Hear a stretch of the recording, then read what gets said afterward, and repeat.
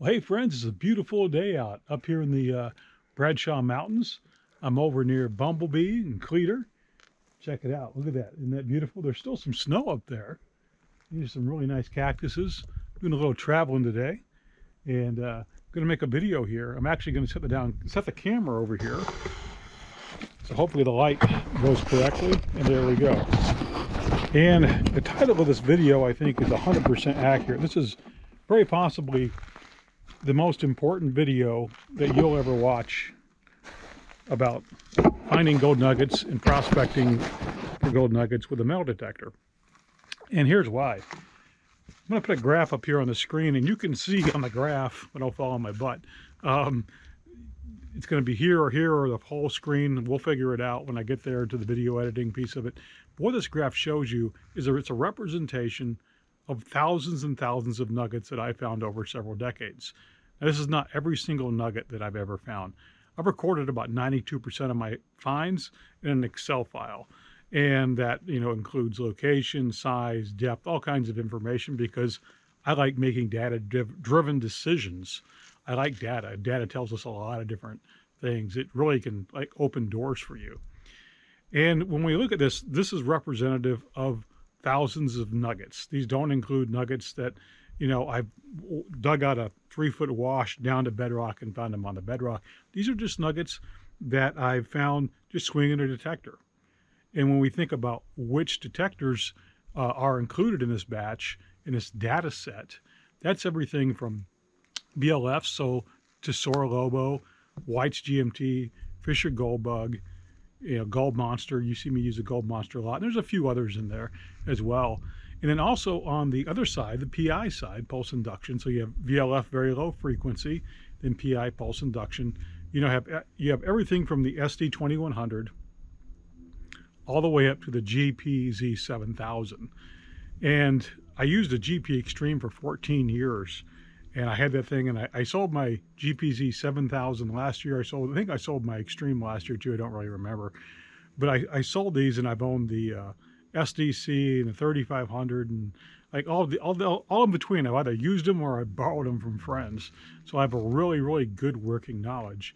And what I want to do is give you some great encouragement, because as you look at this graph, what does this graph tell us? This is hard data. This is decades of hard data that I'm sharing. It's telling us that the vast majority of these thousands of nuggets that I've recorded and found have been found less than 6 inches deep. Now the size, we could explode this graph with all kinds of size information. This is everything from fly poop to multi-ouncers. And so in order to not make the graph too busy, I didn't include that information.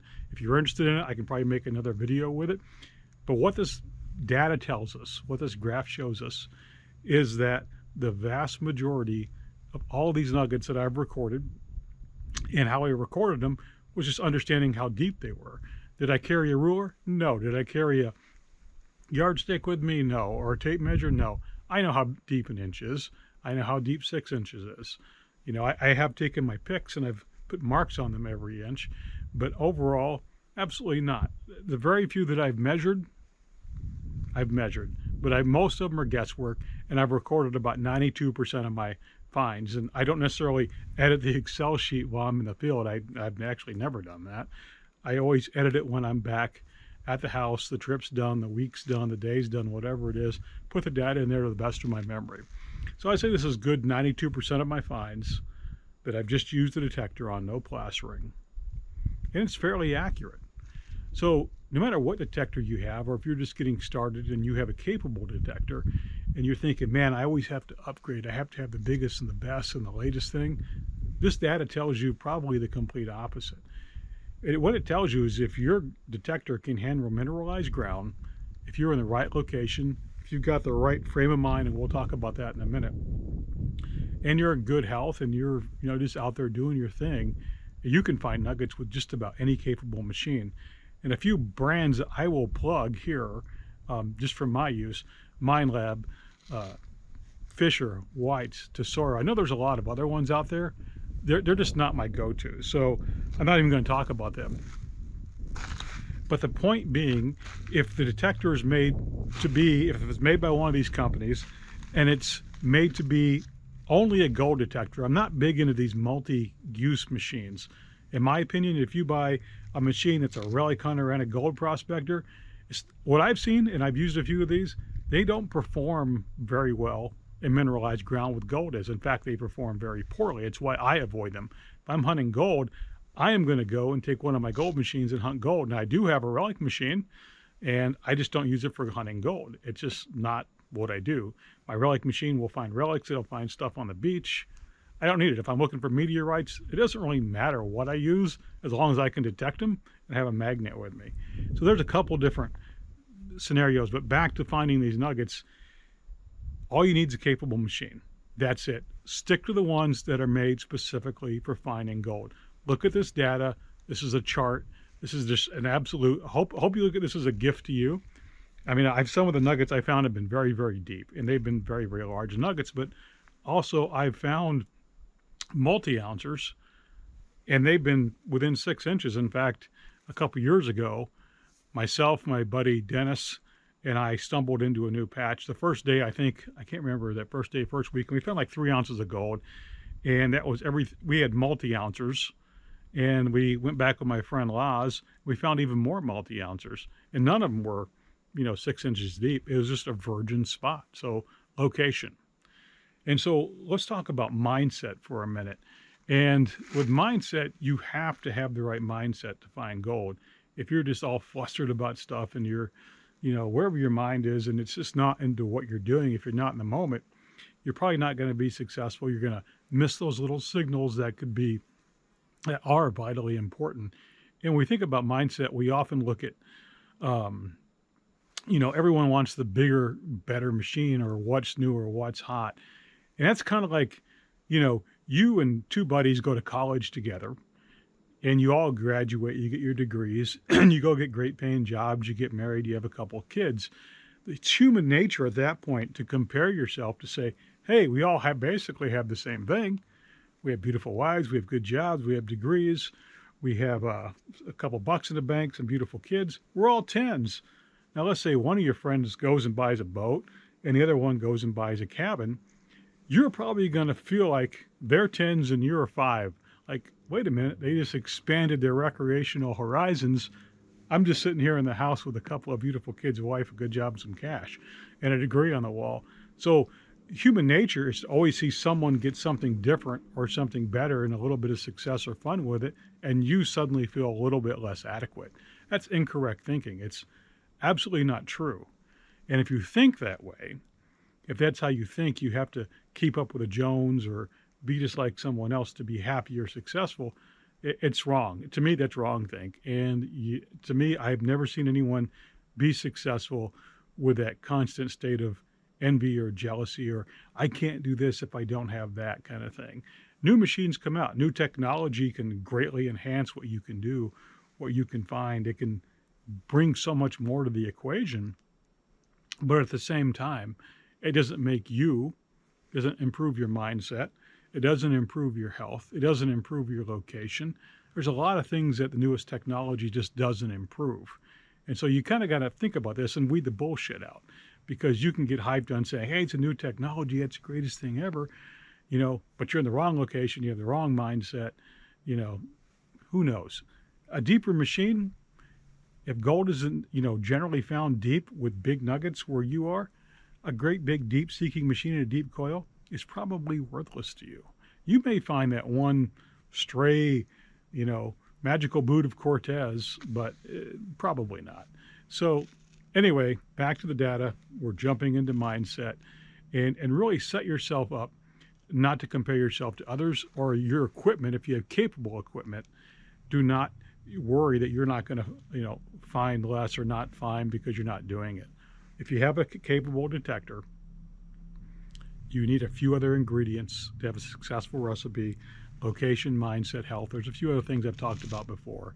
But if you get a capable one, you want to buy another one, you want to upgrade, go for it. You want to have fun. I've done that so many times. I just want to try this new thing out. Great, cool. But my mindset was always leveled to where that wasn't the success factor. And in fact, I've bought new detectors and, found less gold than I was finding with my old one. I still use old detectors, old technology. I still use my Fisher Gold Bug to find gold. compared to today, that's ancient technology. But the Fisher Gold Bug 2 is an awesome machine. So just kind of, calm yourself down from that stuff and relax a little bit. What I would say, if you're going to compare yourself to anything, consider it very binary as a 0 or a 1.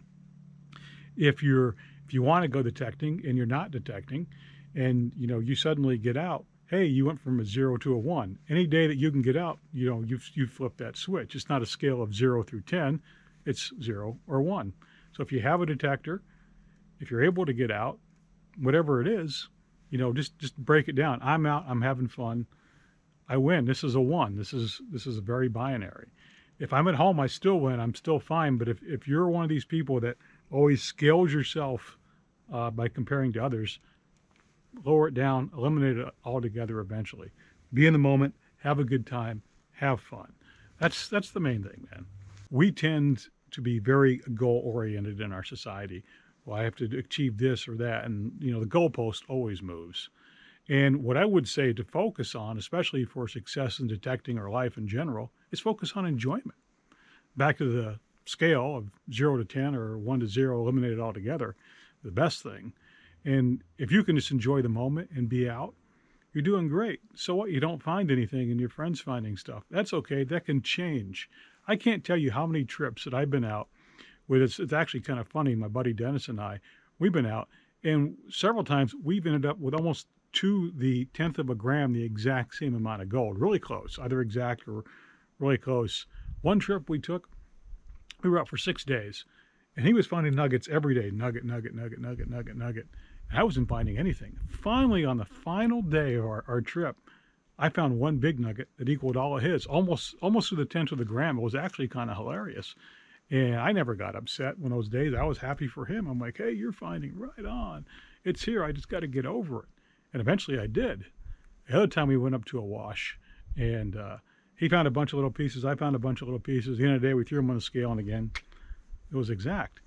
And I can't tell you how many times I've been out with my buddy Laws and had very similar experiences.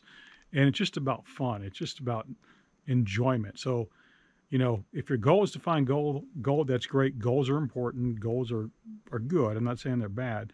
But when you're out detecting, when you're out prospecting, enjoy yourself. That's a gift.